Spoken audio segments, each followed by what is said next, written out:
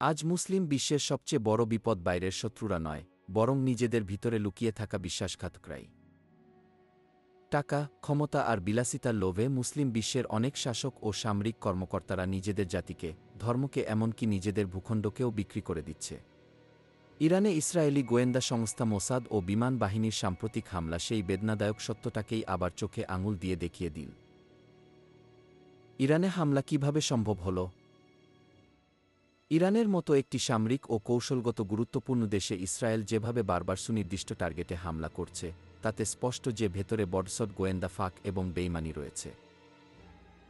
Mossad ইরানের অভ্যন্তরে শুধু এজেন্টই নয়, বরং সামরিক কর্মকর্তাদের মধ্যে সহযোগী পেয়েছে। রাডার ফাঁকি দিয়ে ড্রোন ঢোকানো, স্থাপনাগুলো সুনির্দিষ্টভাবে টার্গেট করা, এসব ভেতর থেকে তথ্য পাচার ছাড়া অসম্ভব। সাবেক প্রেসিডেন্ট আহমেদিনেজাদ নিজেই বলেছেন, মোসাদের এজেন্টরা আমাদের কেন্দ্রীয় গোয়েন্দা বিভাগে সক্রিয়ভাবে কাজ করছিল। আন্তর্জাতিক সংবাদমাধ্যম গার্ডিয়ান, দি অস্ট্রেলিয়ান অনুসারে মোসাদ বছরের পর বছর ধরে ইরানের ভেতর অবস্থান করে পরিকল্পনা করেছে। ইরানের আকাশ প্রতিরক্ষা কতটা দুর্বল? সম্প্রতি যা দেখা যাচ্ছে তা উদ্বেগজনক। ইসরায়েল একাধিকবার রাডার ফাঁকি দিয়ে হামলা করেছে, তাতেও প্রতিরোধ নেই। 2025 সালে ইরানের রাষ্ট্রীয় টেলিভিশন নেটওয়ার্ক এরেব সাইবার হ্যাকিংয়ের শিকার হয়।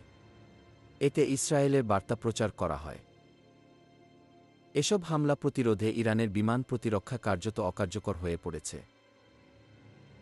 ইরানের অধিকাংশ প্রতিরক্ষা ব্যবস্থা এখনও পুরনো রুশ 200 থোম-1 বা নিজস্ব বেওয়ার 373 এর উপর নির্ভরশীল, যা ইসরায়েলের মতো প্রযুক্তিনির্ভর স্টিলথ অ্যাটাকের বিরুদ্ধে দুর্বল। গোয়েন্দা ও নিরাপত্তা কোথায় ব্যর্থ? মোসাদের এজেন্টরা শুধুমাত্র সীমান্ত পেরোয়নি, বরং সামরিক ও প্রশাসনিক ভিতরে ঢুকে গেছে। ইরান একাধিকবার জানিয়েছে তারা গুপ্তচর ধরেছে, কিন্তু তার আগেই বারবার তারা গুরুত্বপূর্ণ স্থাপনা হারাচ্ছে।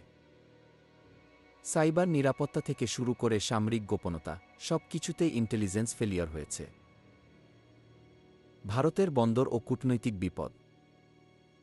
ইরান চাবাহার বন্দর পরিচালনার দায়িত্ব ভারতের একটি কোম্পানিকে দেয়।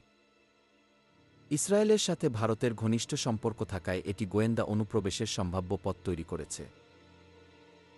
অভিযোগ আছে, ভারতীয় নাগরিক পরিচয়ে মোসাদের অনেক এজেন্ট ইরানে ঢুকেছে। এমনকি ভারত যদি সরাসরি না জড়ায়, তবুও এমন স্পর্শকাতর এলাকায় ভারতীয় প্রতিষ্ঠানের প্রভাব কূটনৈতিক ভুল হিসেবে ধরা যেতে পারে। তাহলে ইরান নিজের প্রযুক্তি তৈরি করে না কেন? তারা ড্রোন, ক্ষেপণাস্ত্র বা সাবমেরিনে ভালো করেছে বটে, কিন্তু উন্নত যুদ্ধবিমান, আধুনিক রাডার, সাইবার নিরাপত্তা প্রযুক্তি, এগুলো তৈরি করতে গেলে বিশ্ব প্রযুক্তি বাজারে অ্যাক্সেস, অভিজ্ঞতা ও সহযোগী রাষ্ট্র দরকার। ইরানের ওপর নিষেধাজ্ঞা থাকায় উন্নত প্রযুক্তি পৌঁছায় না। আবার চীন রাশিয়াও কৌশলগতভাবে সব কিছু ভাগ করে না। করণীয় কি? নিজের প্রযুক্তিগত দুর্বলতা স্বীকার করে আঞ্চলিক জোট তৈরি। গোয়েন্দা ও সামরিক বিভাগে শুদ্ধি অভিযান। স্বনির্ভর প্রযুক্তি উন্নয়ন। দেশের নিরাপত্তাকে বাণিজ্য ও রাজনীতির নিচে নামানো বন্ধ করা। শেষ কথা, যতদিন মুসলিম বিশ্ব নিজেদের ভেতরের বেইমান, দুর্নীতিবাজ ও অদক্ষ কর্মকর্তাদের রক্ষা করবে, ততদিন বাইরের শত্রুর দরকার পড়বে না। আমরা নিজেরাই নিজেদের ধ্বংস করব, নামে মুসলমান থেকে গিয়েও কাজে শত্রুদের সেবক হয়ে।